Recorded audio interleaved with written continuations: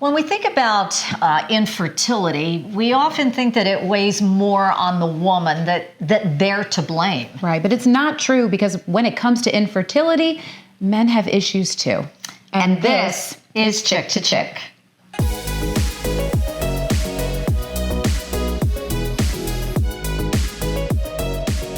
All right, so we're talking about infertility, and it affects a lot of couples. Mm-hmm. It's more common than you might think. 1 in 8 couples will be struggling with infertility. And, I've been open and honest about it. I struggled with infertility. It's really difficult.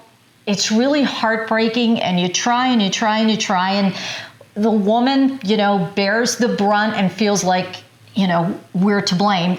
And in my case, I was to blame. It was your fault. It was my fault.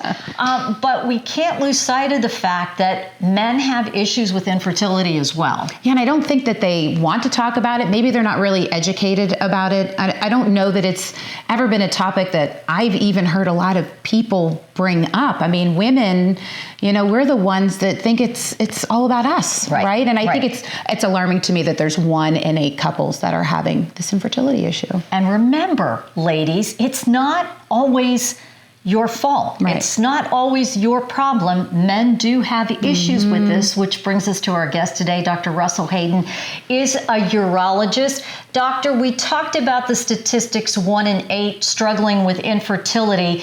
When you break it down, men versus women, percentage-wise, how many times is it a male infertility issue?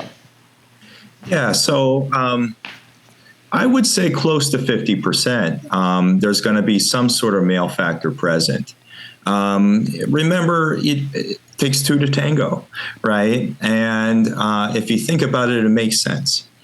Now, we have a different reproductive strategy than females. We produce a large number of sperm to find 1 egg.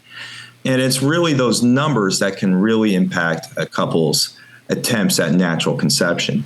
We're seeing a lot of folks coming in with numbers that are in the millions, but not efficient. And so it's difficult for sperm and egg to find each other. And that's definitely a contributing factor for many of the couples that I see. And you talked about that's the first thing that happens, correct? When a couple comes in, the male gets tested first. Is that how it works? In a good center, it's kind of simultaneous, right? So the female is going to have ovarian reserve testing, make sure she's on par with her age and something isn't happening faster than expected. And simultaneously, the male should get a semen analysis. 1 in 50 men do not make sperm, ever. And so it would be nice to know that before you potentially jump into the deep end of the financial pool on expensive fertility treatments. Is there a certain age that this will affect men? Women, we always look at it. You have a ticking time clock. What is it for men? So much less important. Men will produce sperm in large quantities in the normal situation until very late in life. We've all seen those stories, right? But there is some slow drop in sperm counts over age. If there's a varicocele present, which is common varicose veins into the scrotum, that drop will be faster. There's also emerging data that the older you are, the higher chances you may have a child that's affected with certain conditions based upon paternal age, autism, things of that nature. So, I'm going to say this as politely as I can. I was wondering, you're stumbling. What's happening? I'm stumbling here. You've got that factor there with men. And how do you break this to a guy that, maybe your sperm They're like this. Yeah, the peacock, and they're pushing out their chest and the whole macho male factor. Yeah. How do you explain this to them, and how do you help them understand that, sorry, but you're the problem here? That's certainly a situation for some of my couples, right? And number one, you have to retest. A semen analysis is highly variable from week to week. You got to have at least 2 data points. You deserve it. And we're trying to compute an average. I call it the male stock market. That's number one. So you ease them into it with language like that. But also, we all have to realize, as a generation, we're exposed to environmental things that no other generation's been exposed to before. There certainly seems to be a trend towards lower sperm counts across the board. And, 1 in 8 is pretty high in terms of prevalence. And so I bring that up with them as well. Usually none of this is their fault. Wasn't that party sophomore year, right? It's going to be a combination of rare genetic variants that you inherited from great-great so-so on one side and a great-great-grandmother on another side. It's a unique mixture of genetic variants in the hundreds of genes that go into sperm production that matters. If you got the wrong hand of cards, those are the cards we were dealt, and those are the cards we have to work with. Now, I'm taking you back to a movie from like 1988. She's having a baby, and the problem was Kevin Bacon in the movie when they were trying to have a baby. Yep. And so he had to deliver his sperm count, his sample, to the clinic. And what they found was he was needing to change his underwear. Now, that was 1988. Are there, factors like that that still are in play for men, and different things that they can change even in their lifestyle? Well, lifestyle can play a role. It's hard to move the needle when you're living cleanly already. It's easy to mess yourself up with bad habits. Smoking definitely affects sperm. That is probably your biggest ticket item. Okay. So that's number one, right? I would say the extremes of the spectrum tend to affect sperm more so than others. So if you're running for your first marathon, if you're doing a marathon of Mario Kart every night, if you're doing a crash diet, that's controlled famine for your body, and humans do not reproduce during times of famine. So I tell my guys, I want you to live a life of moderation, live smart, common sense. Should men be going in to check their fertility before they even get to this point where they want to have a family? That is controversial. There's no real guidelines to suggest you need to be screened.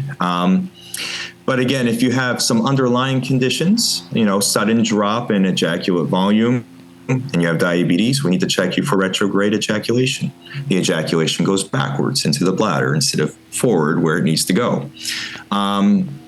If you have a strong family history, if you have concerns in terms of your physical exams, so if you've had a primary care doctor say you have a huge varicocele, but it never needs to be taken care of, they're rarely a problem. It doesn't hurt to have a discussion with a fertility specialist. Most varicoceles may not need to be fixed, but some do. I had a gentleman who was basically produced no sperm for decades, and we fixed his varicocele, sperm are back. That's a rare case. I don't want to set unrealistic expectations, but if there are red flags in your history, you had an undescended testicle as an infant, you had a varicocele found as a teenager, or you have had some exciting years in your 20s and girlfriends never got pregnant, they broke up and they got pregnant immediately afterwards with another partner. These are things that would probably warrant at least a semen analysis.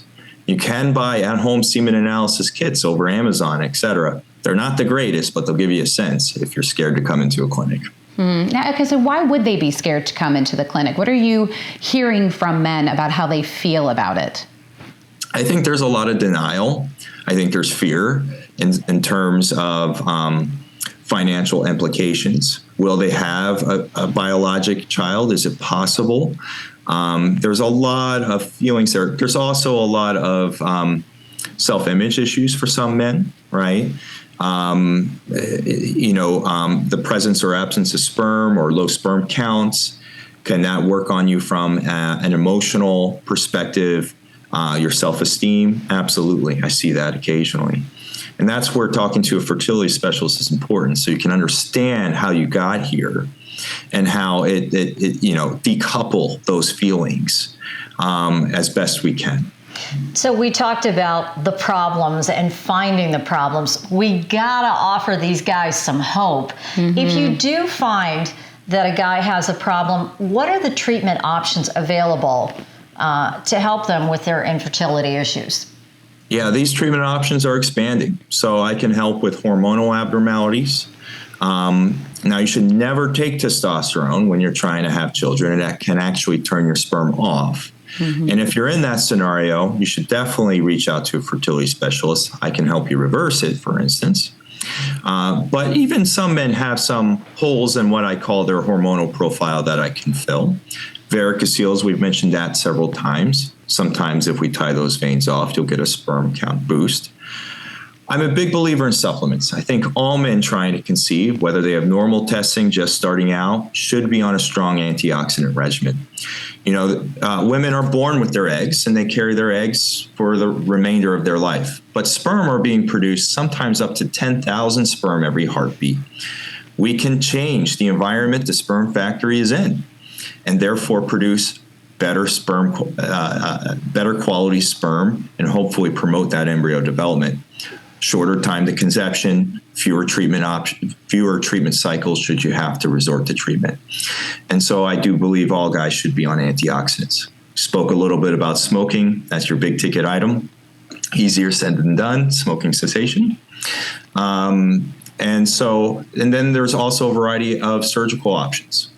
Let's say you're making sperm, but you're blocked. I can get the sperm out, and typically that sperm can function very well.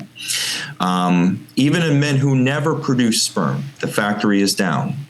With current surgical technique, I can still find sperm even in those men about half the time. So there is still hope. Seek out your first and second opinions before you tell yourself it's over. I like that you're pointing that out and emphasizing the hope. And doctor, you said something that I thought was really important. You talked about not taking testosterone. And I see so many young men at the gym these days, and they're all, and I believe they're taking steroids, testosterone. Is that going to hurt them later in life? In fact, in other countries, they have used testosterone and trialed it as a male contraceptive. It worked pretty darn good. Anabolic steroids are essentially testosterone multiplied by 10. So they're going to shut you off even harder. Sometimes it can take me 1 to 2 years to get sperm production back online. So if you have an older partner where time matters, a testosterone treatment plan can really close your window tightly because egg reserve has a finite amount of time, right? Go ahead. I was going to ask one other one is marijuana. You did mention smoking, but is there a difference between cigarettes and marijuana in terms of sperm count? Great question, especially today, right? Yeah. So the data on THC and cannabinoids is controversial. They're not the greatest studies, but there are receptors down there. So it's doing something. The safest thing to do in the absence of good data is to stop, right? We weren't meant to be smoking cannabis every day. But more importantly, the way you consume it. So if you're smoking marijuana, it's essentially 3 or 4 unfiltered cigarettes. Set the THC and the cannabinoids aside. There are a ton of combustion products that are highly toxic to sperm that come out of a burning plant. And so I tell folks, if you cannot quit your cannabis habit, I'd rather you eat it than smoke it. Trade it in for a brownie. And on that note, we're going to wrap things up. Doctor, thank you so much for coming on the podcast and providing us with this great information. And we certainly hope that some men out there are listening. So thank you for coming on the podcast. Yeah. It's great information. It really is. And I really do hope that the women, the men, whomever is listening, that it really provided the hope and to take away the stigma, I think, of it all. Yep. So, that's always our hope when we do these things. And ladies, stop blaming yourselves. Guys, get over it. Yeah. You might have a problem, but as the doctor pointed out, there's hope. There's hope. They can do something about this. Absolutely. We appreciate you being with us today. Do us a favor. Head over to our Chick2Chick YouTube channel. Like and subscribe until the two of us are back to chirp about another topic.